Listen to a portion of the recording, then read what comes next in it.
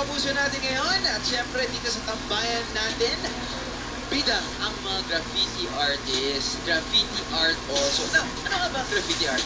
Actually, yung graffiti yan nagsimula pa noong 1960s sa New York at Philadelphia, sabi nila. At dito sa Pilipinas, nag-bloom ang graffiti art around 2000. Actually, kalimitan nga gamit sa graffiti ay spray paint. Gumagamit sila ng stencil, sticker bombing, yan. At iba daw, graffiti ay, sabi nila, parang form of vandalism na lilinawan natin yan mamaya. Kasi ako rin, gusto ko tanungin yan eh. So, sabi ito ay, sabi nila, it's a form of expression Ewan daw. ko. Yan, isang art form. At dito nila nilalabas ang gusto nilang Ayan, sabihin. kapatid ko Yes, to. diba? Like any other art piece. Anyway, mga iba ginagawa ang graffiti para mapaganda ang isang na-abandon na pader na hindi naman ginagamit.